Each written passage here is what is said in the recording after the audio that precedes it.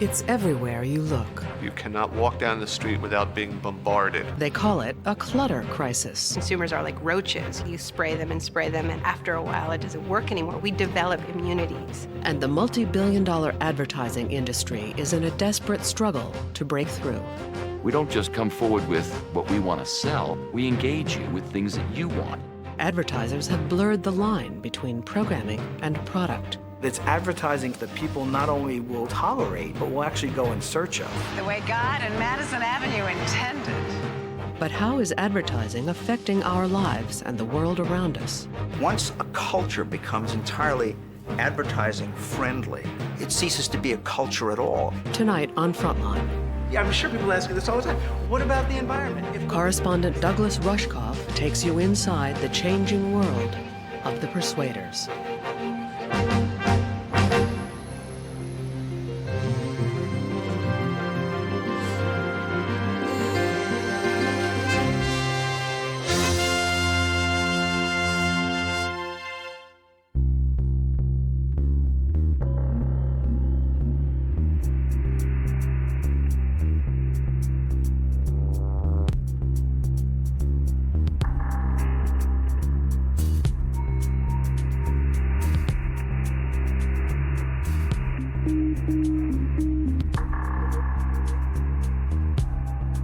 A spring night in New York City.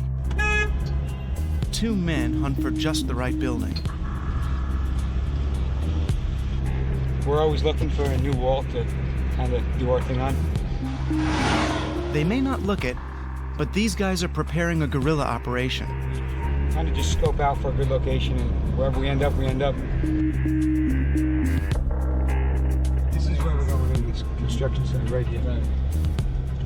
At last they find the building they've been looking for.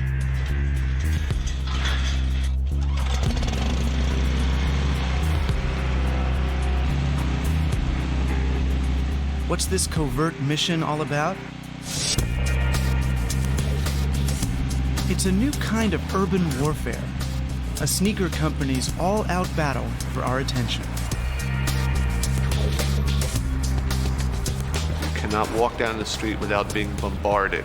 You stand in an elevator looking at advertising in the corner of the elevator car, and you go to play golf and you go to pick the ball up out of the cup and there's an ad in the bottom of it, and you look up at the sky and there's skywriting, and you look at a bus passing and there's advertising, and you walk in Times Square and you go, is this Las Vegas on the Hudson? Am I trapped inside a pinball machine? Welcome to the new American metropolis. Somewhere beneath all these ads is the city I grew up in. But over the last 20 years, it's grown a second skin, a twinkling membrane of commercial messages.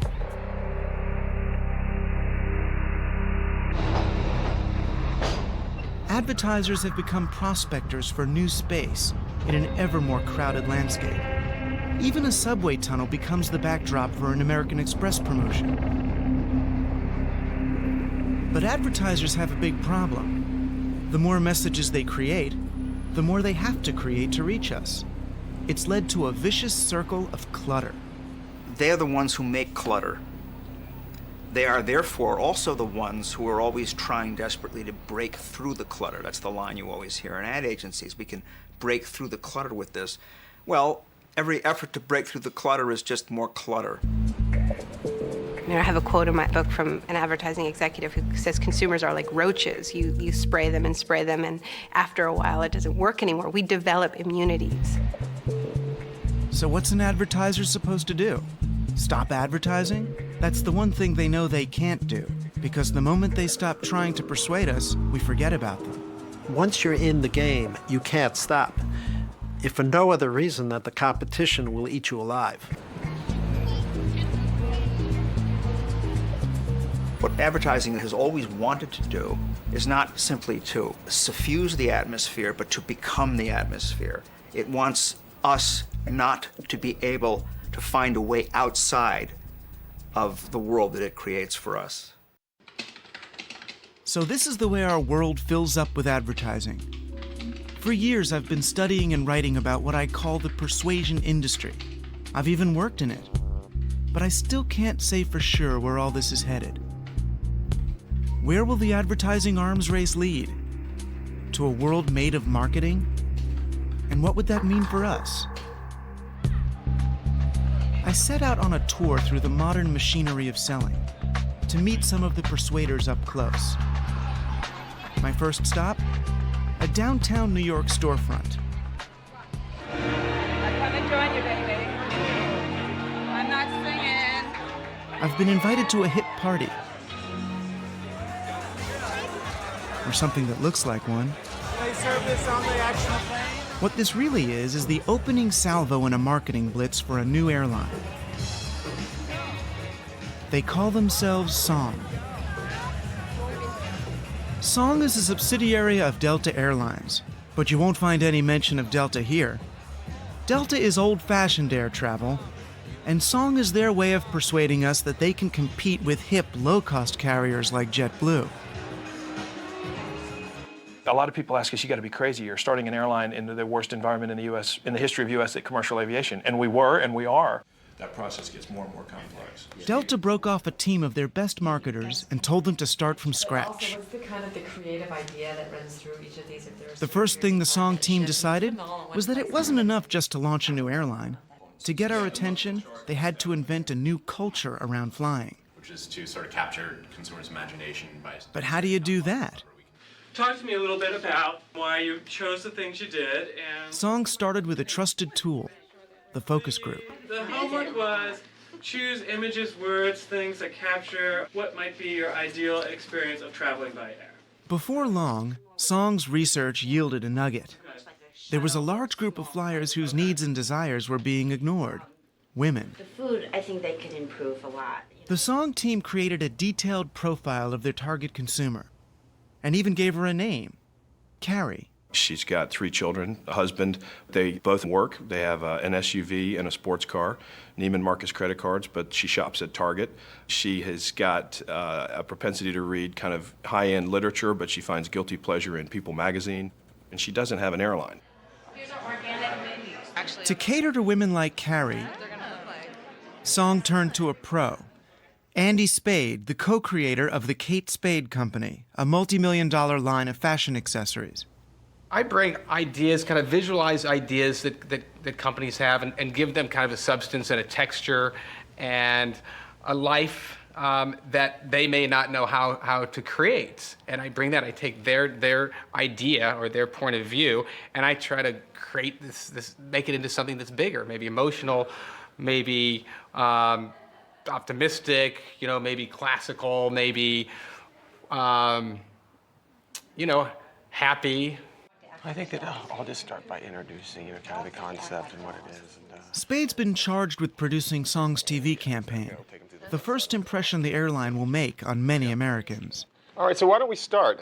Really create a campaign for Song that was spirited, that delivered on the benefits that we think are the most important. Do it in a way that's emotional. Do it in a way that I think is optimistic, because we believe that's part of the Song ethos. So we're going to take you through 5 different concepts and 5 different commercials that deliver on 5 different benefits which we believe differentiate Song from everyone else. Spade is proposing to downplay the airline's new features in favor of something much more intangible, its soul. There's a book called Lovers here, which I don't know if any of you are familiar with the book Lovers. I'll pass it around, but there's these sweet, sweet images. We were kind of inspired by this a few times of just people together, and mainly Godard and Truffaut movies and all those old French New Wave films, and then their American films. When you're alone and life is making you lonely, you can always go downtown.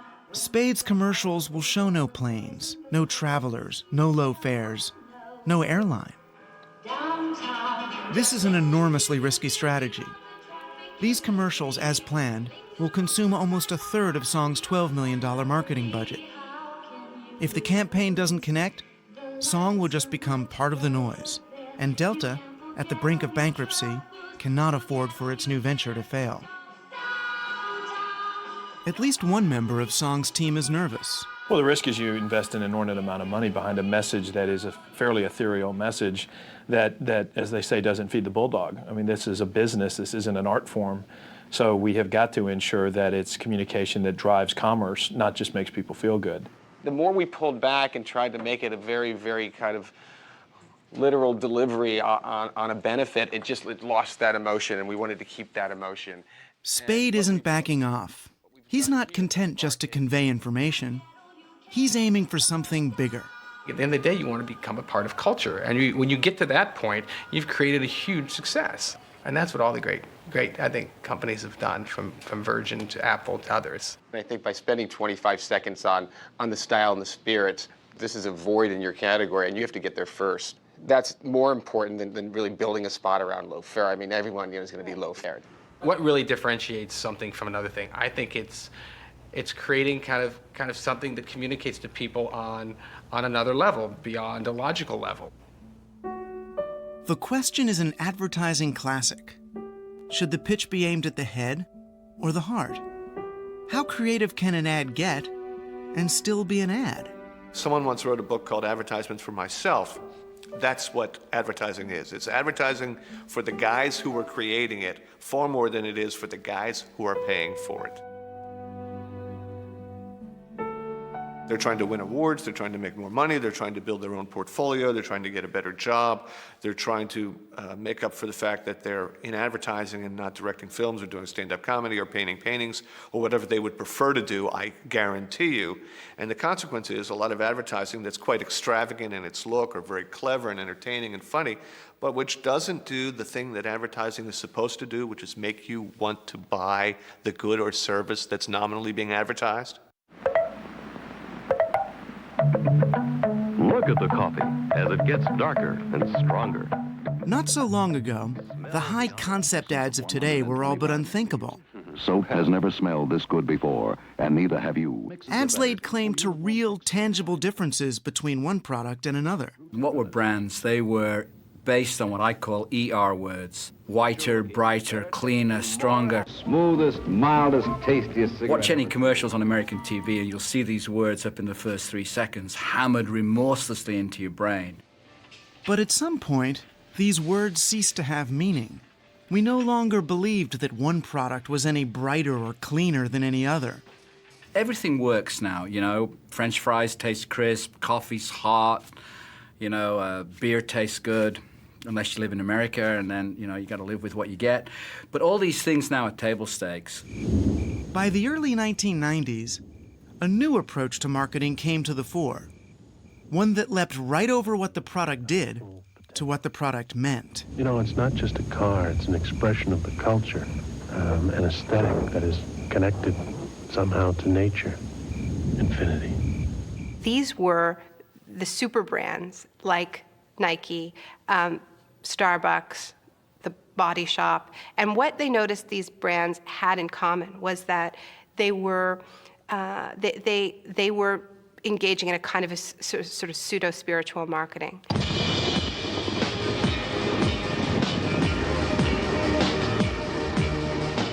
So Nike said that they were about the meaning of sports, but more than that, that they were about transcendence through sports. Starbucks said that they were about the idea of community, a place that is a third place, that is not home, not work. Benetton was, of course, selling multiculturalism, racial diversity. This lesson, that a brand could forge an emotional, even spiritual bond with today's cynical consumer, wasn't lost on corporate America. What are you saying with your Chinette plates?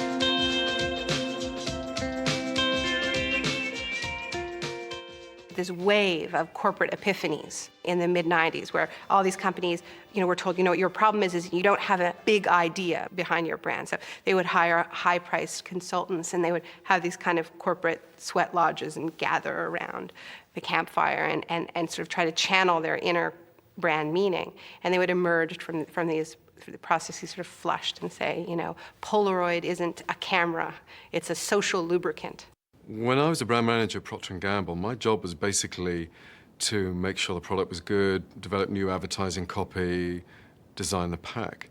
Now a brand manager has an entirely different kind of responsibility. In fact, they have more responsibility. Their job now is to create and maintain a whole meaning system for people, through which they get identity and understanding of the world. Their job now is to be a community leader. It is the big monopolistic. Ad strategist Douglas Atkin, an expert on the relationship between consumers and brands, says he had a eureka moment one night during a focus group. I was in a research facility watching 8 people rhapsodize about a sneaker. And I thought, where is this coming from? This is, at the end of the day, a piece of footwear. But the terms they were using were evangelical. So I thought, if these people are expressing cult-like devotion, then why not study cults? Why not study the original? Find out why people join cults and apply that knowledge to brands. I'm loyal to this practice because it's done so much for me. If Atkin could find what pushed a person from mere fan to devoted disciple, perhaps he could market that knowledge. Most of the people I discuss the WWF with know that it's not a sport. Right. It's a masculine ballet. So he compared dozens of groups he considered cults with so-called cult brands, from Hare Krishna to Harley Davidson. If you're smart and kind of individual, that's what you drive. They realize there are other people like them and they cooperate on certain projects, and it's part of belonging to the tribe. And the conclusion was this, is that people, whether they're joining a cult or joining a brand, do so for exactly the same reasons. They need to belong and they want to make meaning. We need to figure out what the world is all about, and we need the company of others. It's simply that. This summer, we invited everyone who owns a Saturn to visit us in Tennessee, the place their car was born. And that's the object of emotional branding, to fill the empty places where non-commercial institutions like schools and churches might have once done the job. Brands become more than just a mark of quality.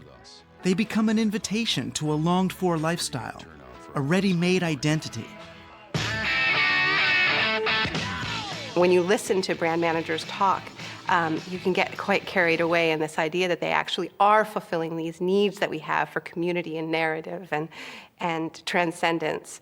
But in the end, it is, a laptop and a pair of running shoes. And they might be great, but they're not actually going to fulfill those needs. But which serves them very well, because of course that means that you have to go shopping again. Ironically, this new, more spiritual trend in branding has ultimately put enormous pressure back on ad agencies. There are only so many big concepts to go around. Starry-eyed advertisers looking to become the next big thing are constantly dropping one agency for another. This cutthroat economic climate means that for many ad agencies, their most important pitch of all is for themselves. Boy, does the world need breakthrough ideas. Kevin Roberts is the CEO of Saatchi & Saatchi. What used to be the biggest player in the ad business is now a small subsidiary of a giant French holding company. In the weeks before we saw Kevin Roberts, Saatchi took a major blow, losing $185 million in billings from its client Johnson & Johnson, including the Tylenol account that Saatchi had held for 28 years.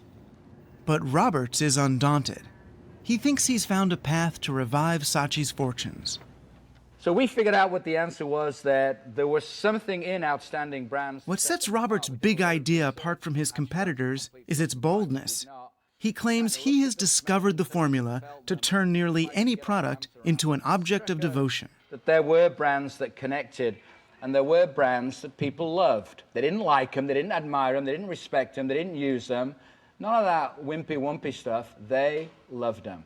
Roberts calls his big idea love marks. What is a love mark? A love mark is a brand that has created loyalty beyond reason, that's infused with mystery, sensuality, and intimacy, and that you recognize immediately as having some kind of iconic place in your heart. Happy holidays. Well, where's the mystery in a Cheerios?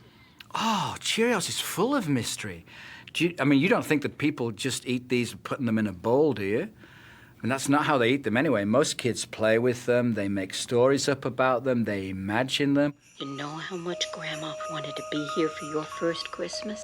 She came a long way. You see, Grandma lives way down here. Brian, your cousin, he's a little bit older than you. He lives here in Chicago. You can build mystery as long as you believe in the story. But no matter where Grandma lives, we'll always be together for Christmas. Happy holidays from Cheerios. You just ate Dallas. I guess so.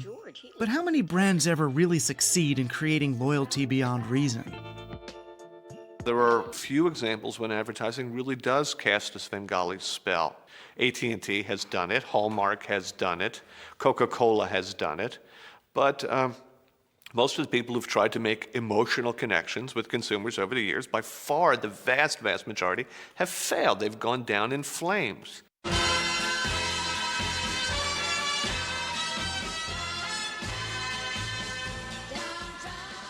Think about it this way. Instead of saying that's so cool, you'll say that's so song. Just 6 months after it was first conceived, Song Airlines is in the skies. What began as a new way to market Delta's lower-cost flights has emerged as a company-wide culture, an ethos imprinted onto every available surface. We are not an airline, we are Song. I think Song, is about a lifestyle. It's more than an airline. Our translation is we want to create a movement. We want to create a movement of people that are going to have an emotional connection with this company. Song hired one of the world's leading branding agencies to create a name and a look like no other airlines. And they not only branded their planes, they branded their people. Instead of holding job interviews, Song auditioned their flight attendants, then taught them how to be Song, giving them scripts for what to say and how to act. Song is becoming an adjective at our airline, so we've got an expression, you are so Song. We can never do anything that's off song or off tune. It has to be on brand. Do they kind of teach you to be Song? Oh no, we had Song in us before Song was Song. So they give you more permission to be Song? They were like, you are so Song, bring it, show it, right? Bring it on. Be Song. But despite Song's enthusiasm, there's reason to wonder if they are breaking through the clutter. A dozen actors with Song TVs strapped to their stomachs got lots of puzzled stares in the streets of Boston. I'm not sure, but I'm either really drunk or some strange going down. But so did every other walking billboard. They've opened a new Song concept store in Boston, but it seems like one more distraction in a giant mall. And it may have raised more questions than it answered. So you're an airline? Yes, we are. Or a travel agency? We're an airline. Can consumers see through all of this brand experience to the product Song is supposed to be selling? Okay. So something new. You're welcome. Have a great day. If you scratch the self-confident surface of advertising, you'll uncover an unnerving anxiety. Is any of this really working? There's an aphorism as old as advertising itself. I know I'm wasting half my ad dollars, I just don't know which half. What works, when does it work, and with whom? The whispered truth on Madison Avenue is that despite enough studies to fill a library, still, nobody really knows. Ladies and gentlemen, the executive producers and stars of NYPD Blue. This is the financial bedrock of the advertising industry, called the upfronts, where every year, network TV executives present their coming fall season and its stars, and advertisers line up to buy commercial minutes. But in recent years, the model has begun to break down. Where else in the world can you be convinced to pay more for a commodity that is experiencing diminishing returns? Giant advertisers like American Express are losing faith in the traditional 30-second ad. We as advertisers are paying more to reach less. Now, the definition of insanity is to continually do the same thing over and over and expect different results, right? Television audiences are watching fewer ads. The networks are losing viewers to cable, and the appearance of digital video recorders like TiVo now allow people to zap the ads altogether. Wow, that is clear. What surrounds? Advertisers are frightened. I think they're sort of deer in the headlights. What do we do? Within, a matter of 5 years, we will have a huge percentage of the country will be, will have this technology. 5 years, isn't a lot of time in terms of creating new models. So what countermeasure have advertisers come up with to the remote-wielding viewer? Aside from the stuff that I got at J. Crew, I went to French Connection. These are from Clark. And I got you some great eyewear from Ray-Ban. If the audience is skipping commercials to get to the programs, why not become part of the programs themselves? If I was starting Friends today, instead of it taking place in a coffee shop, a generic coffee shop, if you were Starbucks, Wouldn't it be great to have them meet in a Starbucks? You would never have to mention cappuccino. It would just be there. Starbucks may have missed that opportunity, but the world's largest coffee chain caught a break on the next one. In the big-budget Hollywood movie I Am Sam, Sean Penn's character doesn't just happen to work at a Starbucks. That's a wonderful choice, Bruce. Starbucks becomes a key character in the story. I need to make coffee. I need to pay my lawyer. The idea of taking a brand and integrating all of its assets into an idea where it becomes a hero.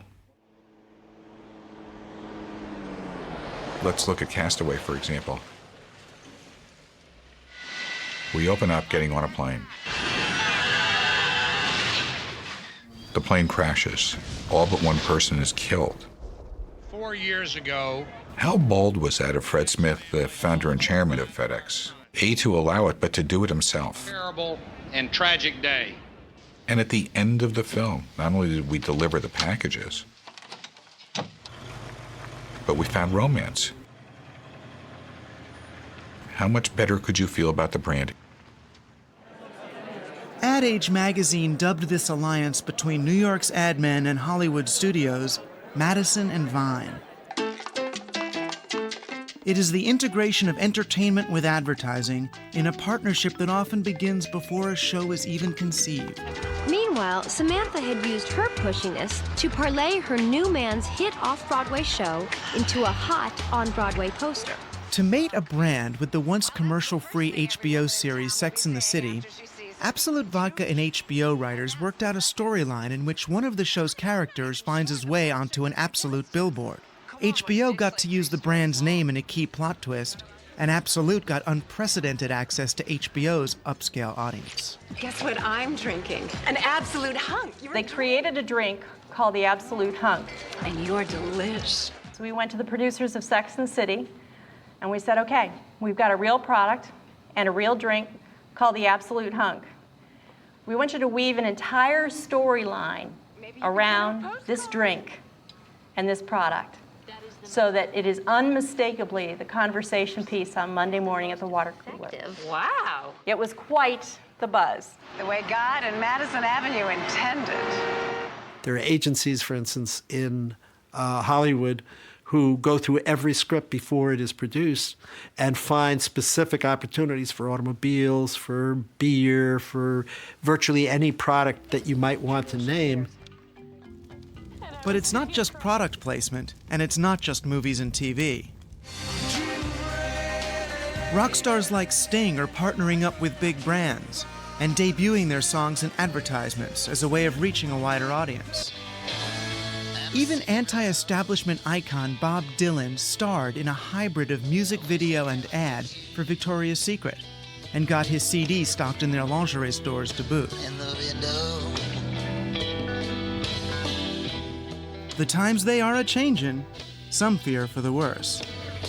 Once a culture becomes entirely advertising friendly, it ceases to be a culture at all. It ceases to be a culture worth the name. It has to have the constant mood that shoppers require. There has to be a kind of muzak playing in the background all the time. Now you think back to those dramas, those comedies that have really stayed with you, that have moved you tremendously, that you want to see again, that you think about for days. Well, those kinds of works are increasingly unlikely when the stuff that's on TV basically functions to sell Pepsis, to sell Nikes, to sell selling, to sell consumption. This is the same idea as a focus group, just a really, really small group. Far away from the boardrooms of the entertainment industry, in places like this nondescript office park outside Boston, the nitty-gritty work of selling starts with a simple questionnaire about bread. And now, what do you see as the disadvantages to eating grain-based foods? Today, faced with a nation hooked on low-carb diets, the baked goods industry needs to find out just how Americans feel about their products. Okay, I'm going to read you some different emotions. I've got a whole list of them here. For each one of them, I just want you to tell me yes or no as to whether or not you think you feel that emotion when you're eating white bread. Okay? The first one is accepting. Do you feel accepting when you're eating white bread? Yeah, I would say yes then. Affectionate? No. Lonely? No. Disappointed? No. Afraid? No. Trusting? No, I don't think that would be an issue. Would you feel uncertain?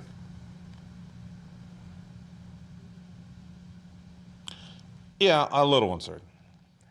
I've got one question. Can I ask a question? The question was, when you eat bread, do you feel lonely? Have you found people say yes, they feel lonely when they're eating bread? Not a lot on this one. Welcome to the strange world of market research. Now, we have to be careful because that's not politically correct to say women and inside. Where those who claim to have figured out the hidden desires of consumers are treated as gurus. We all come from a woman. We all spend 9 months inside of a woman. So women are expert in the inside. Translation, when a woman buys a car, the first thing she is looking at is, do they have cup holders? Dr. Clotaire Rapaille lives in a baronial mansion in upstate New York. Price-quality relationship. Fortune 500 companies and their advertising agencies flock there to drink French champagne, admire Rapaille's many cars, and listen with rapt attention to his insights on the irrational mind of the American shopper. And we have to understand for each product what is the dynamic behind that. What is it that people are really buying there? A trained psychiatrist, Rapaille developed a theory that there are unconscious associations for nearly every product we buy, buried deep in our brains. One of my discoveries was that when you learn a word, whatever it is, coffee, love, mother, the first time you understand, you imprint the meaning of this word, you create a mental connection. And so actually every word has a mental highway. I call that a code, an unconscious code in the brain. Corporations love the idea of buying a single key to the psyches of vast numbers of consumers, a simple code that lies behind millions of individual decisions. I have 50 of the Fortune 100 companies as clients.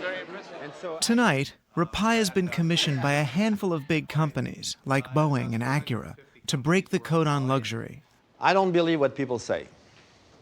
So some people listen to what they say, and they say, do you want to buy that? Do you want to do this? I don't believe what people say.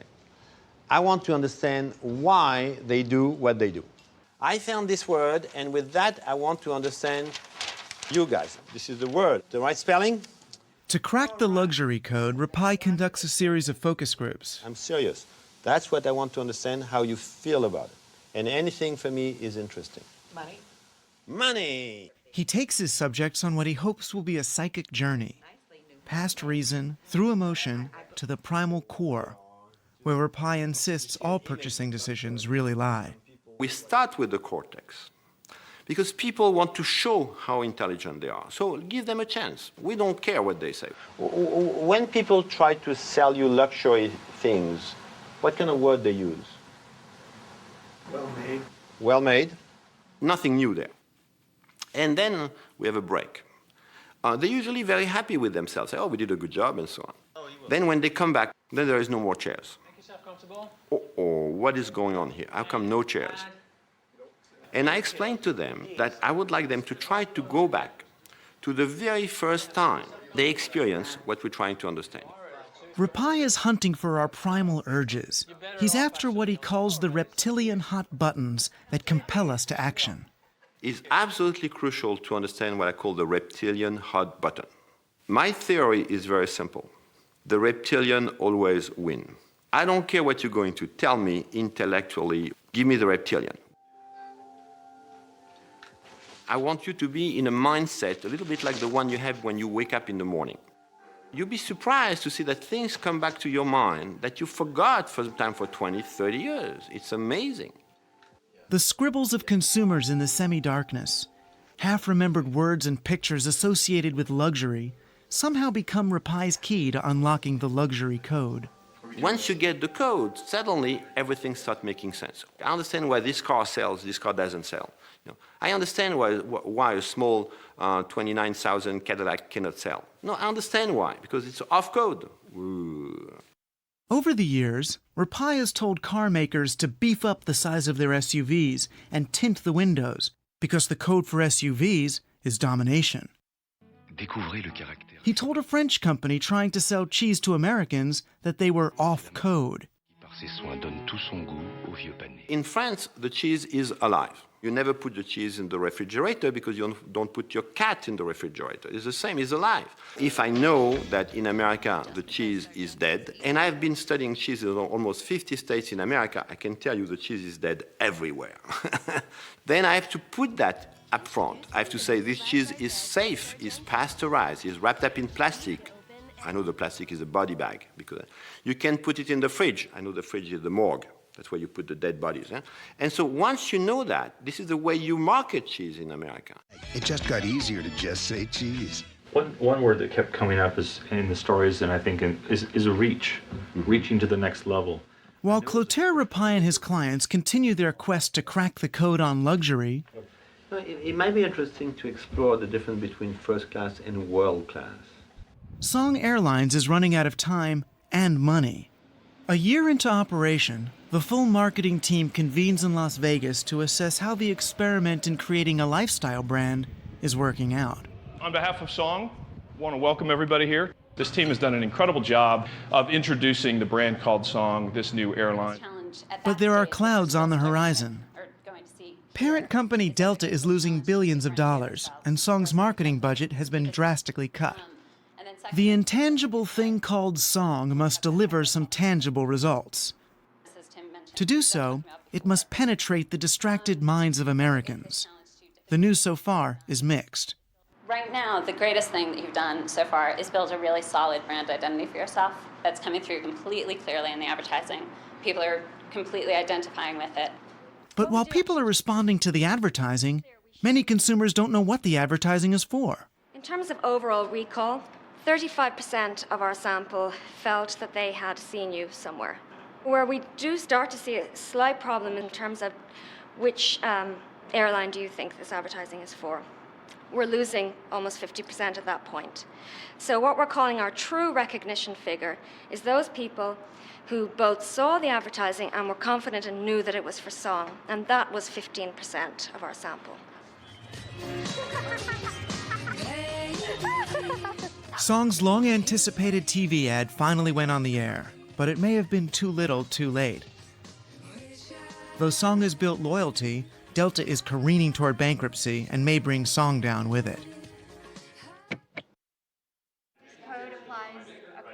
In Tuxedo Park, New York, Dr. Rapaille is also nearing the end of his process. He's ready to unveil the code on luxury. Rapaille's clients, having together paid several $100,000, are convinced the code will give them a competitive advantage no matter what they're selling. I think the code we discover was there already a long time ago and is going to be around for generation and generation. We were not allowed to see the actual code. Its secrecy is worth a lot of money to Rapaille's customers. Content might vary again, but the structure is the same. But the clients, many of whom have worked with Rapaille before, are enthusiastic. So far, you're sold on what he's doing? Yes, I strongly believe in what he's doing. Strongly. Mark Salmon is the vice president for development at Firmenich, a Swiss fragrance and flavor designer. We need to absorb the code, check it, create products that are in code. Try to understand, looking at what is existing, what are the on-code and off-code. It works. Good marketing research works. When we say it works, it means that marketers understand the real need of the customers, sometimes unspoken, and they deliver. Give me what I want. Give us what we want. It has become the imperative that no corporation or any persuader can afford to ignore. That's why modern political campaigns have also come to rely on an army of pollsters and market researchers, all taking the moment-by-moment pulse of the man on the street. I got a rule, which is cab drivers and antique dealers know more about America than anybody else. And when the cab drivers feel a certain way, I know I need to listen. No one has imported the techniques and philosophy of market research into politics more successfully than Frank Luntz. His clients have been some of the most prominent Republican politicians of the last decade. There was the mayoral campaign for Rudolph Giuliani in 1993, his work for Silvio Berlusconi in Italy, and especially his collaboration with Newt Gingrich on the famous Contract with America, the document that ushered in the Republican Revolution in Congress. If an electricity company stood up and said, we want to do it for your benefit, we want to do it for our benefit, we want to do it for everyone's benefit, and so we have a better approach. Tonight, Luntz's client is not a candidate, but a Florida utility wanting to build public support for a change in how it's regulated on the environment. I know that the public is very down on corporate America in general, and they're down on power companies. So what is the language? What is the information? What are the facts? What are the figures that would get Americans to say, you know what, my electricity company, it's okay? 21st century technology. 1, 2, 3, 4. Sound science. Luntz's specialty is testing language, finding words that work. Integrity. 1, 2, 3, 4, 5, 6, 7, 8, 9, 10, 11. Reliability. There's the other one. An art that even his political opponents seem to grudgingly admire. Frank Luntz doesn't do issues. He does language around issues. He figures out what words will best sell an issue. And he polls them, and he tests them, and he focus groups them, and he comes up issue by issue with how to talk about it and how not to talk about it. If the language works, right, absolutely. No, it's just amazing. Luntz has sold his corporate and political clients the idea that a few carefully chosen words can make all the difference. But he's not just looking for any words. Luntz's quarry are those words that grab our guts and move us to act on an emotional level. I mean, it's amazing that those two words, and almost everything that we do, come up at the top. So why do you think that companies don't use them enough? I don't know. You're going to use these to register whether you agree or disagree, whether you believe or disbelieve. The dials go from 0 to 100. On one hand, you have wind, which has no fossil fuels associated with it. To get at his subjects' gut feelings, Luntz has them register their moment-by-moment responses to a speech by a power company executive. Climbing, changing fuels. But watching Luntz work, I couldn't help wondering, do the words he's found help the public see the issue more clearly, or do they disguise it? Is Luntz listening to us so his clients can give us what we want, or so he can figure out how to make us want what they have to sell? The words work. The words apply to the policy. This is how we're going to sell it. And I'll be able to walk to this electricity company on Monday and be able to say to them, your policy makes sense, and here's the language to explain it. That was the eureka moment. When I watched people nod their heads, I watched them look to each other, and they were willing at this point to fight for this position. You're replacing the bad with the good. It's almost like in with This is a guy who is merchandising ideas and merchandising a movement and merchandising a political party. And in many instances, the words that he says are the ones that resonate, are ones that obscure to some extent the issue. Take the so-called death tax. When it was called the estate tax, most people supported it. But Luntz managed to turn public opinion against it simply by giving it an emotionally loaded new name. For years, political people and lawyers, who, by the way, are the worst communicators, used the phrase estate tax. And for years, they couldn't eliminate it, but the public wouldn't support it because the word estate sounds wealthy. Someone like me comes around and realizes that it's not an estate tax, it's a death tax, because you're taxed at death. And suddenly, something that isn't viable achieves the support of 75% of the American people. It's the same tax, but nobody really knows what an estate is. But they certainly know what it means to be taxed when you die. I'd argue that is a clarification. That's not an obfuscation. Luntz has admonished Republican politicians to talk about tax relief instead of tax cuts, and to replace the war in Iraq with the war on terror. He once told his party to speak of climate change, not global warming. What is the difference? It is climate change. Some people call it global warming, some people call it climate change. What is the difference? It apparently made enough difference to Republicans that they began to use climate change almost exclusively. Cause climate change. The President's Global Climate Change Initiative. Climate change research. And we must address the issue of global climate change. I don't argue with you that words can sometimes be used to confuse. But it's up to the practitioners of this study of language to apply them for good and not for evil. It is just like fire. Fire can heat your house or burn it down. Finding the right words is important, but pushing those words through the clutter is as hard for politicians as it is for commercial marketers. One idea that emerged in a major way in the 2004 election is a twist on an old strategy, reaching out to voters on a one-to-one basis. They call it narrowcasting. We're going to be helping participate with voter registration in a parade. These canvassers for America Coming Together, a liberal advocacy group, did some of the first experiments with narrowcasting techniques in the run-up to the 2004 election. Every afternoon, ACT canvassers here in the key swing state of Ohio were given the names and addresses of potential voters. They were sent into the field with a lot of information about each of the voters they were visiting, profiles compiled by computer from demographic data, including exactly what issues the voters were likely to respond to. Each ACT canvasser was armed with a short, customized video. If you don't mind, I just have a clip that's not even 1 minute that I just wanted to show you about some of the issues that I just mentioned. This potential voter was being shown a movie about job losses for African Americans in Ohio.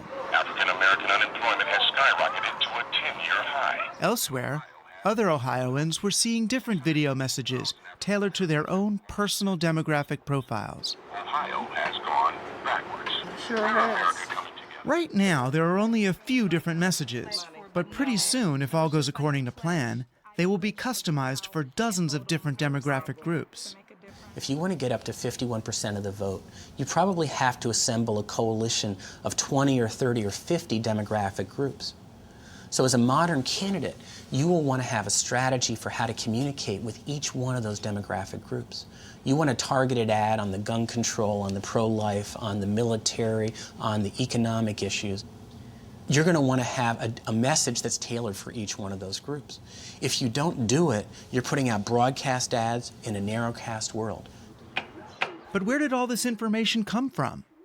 How did political parties and advocacy groups know whom to reach with what message? The answer to that question begins here. The Axiom Corporation of Little Rock, Arkansas, is one of the biggest companies you've never heard of. Somewhere in these acres of blinking computers is carefully guarded data about you. Not just your name, address, and phone number, but probably also the catalogs you get, the cars you've bought, and maybe even what shoes you wear, and whether you like dogs or cats.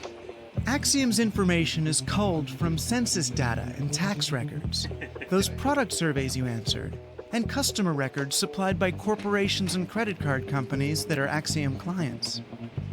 Axiom sifts all this data. A bank, a retailer, what you would do is say you want left-handed people of a certain ethnic group, and they're going to be able to do a list for you.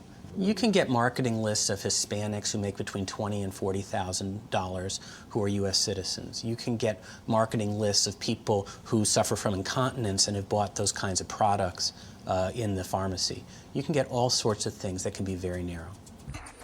What Axiom is promising is nothing less than the solution to clutter.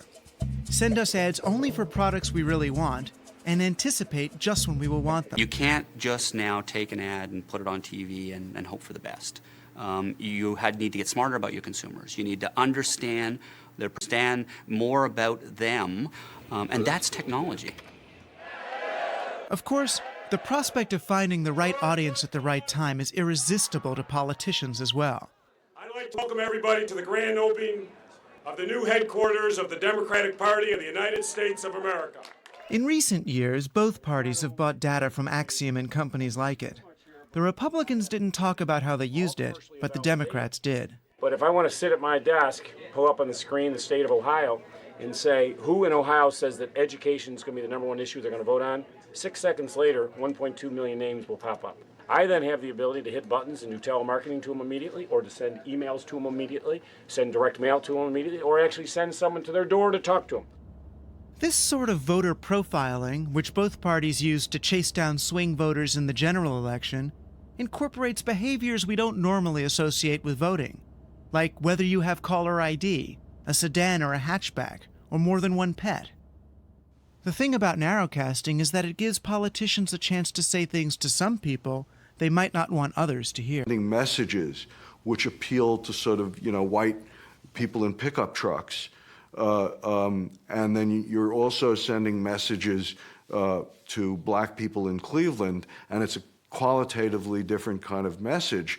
You're really trying to appeal to those aspects of people which sees themselves as different from each other. Instead of being Americans, we're sliced into 70 demographic groups. We might be sliced into hundreds of subcategories under that. And then the worry is that we don't share anything as a people. I don't think you might blink to keep it the screen. The result is living in a society where people, rather than having an idea of the common good, increasingly see their own personal well-being or their own communities' or ethnicity's well-being as the essential issue of democracy. Sorted and sifted, we slip easily into our demographic tribes. Each of us focused on our own list of needs and desires, which, after all, is exactly the way marketers want it, because as long as we're thinking about ourselves, we're better consumers. Take a look at advertisements per se. What is their ideology? What is their message? What do they value? What do they ask of us? We see you. There's no limit to what you can accomplish. Commercials say to us endlessly, you come first. Any way you want it. You are the focus of attention. You matter, an army of one. Because you're worth it. The Persuaders listen to us when others won't, and tell us we can be anything we want to be. Best of all, they make us feel powerful. The consumer is now in total control. I mean, she can go home, she's going to decide when she buys, what she buys, where she buys, how she buys. All the fear's gone, and all the control is passed over to the consumer. It's a good thing. Well, you know that it's going to be all right. I think it's gonna be all right. Everything will always be all right when we go shopping. Well, you know. It was near the end of my tour through the landscape of persuasion that I came to realize how the problem of clutter finally gets solved. Marketers find a way so deep inside each one of us that it no longer feels like persuasion at all. Maybe we are in control. Once the market becomes the lens through which we choose to see the world, then there's no us and them anymore. We're all persuaders. The secret of it all, the secret of all persuasion, is to induce the person to persuade himself.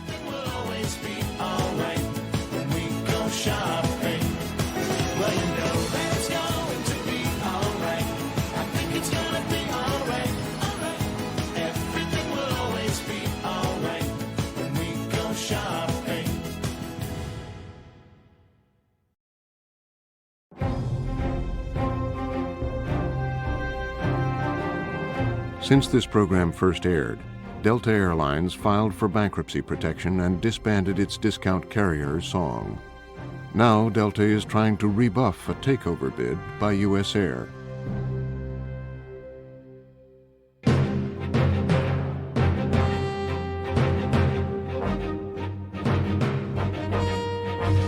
Next time on Frontline. Fat doesn't necessarily make us fat. What's the point of looking thin in a casket? I say hi, you say no, you say why, and I say I don't know. Which diets fail? You say goodbye. And which ones work? Frontline gets the skinny on the diet wars.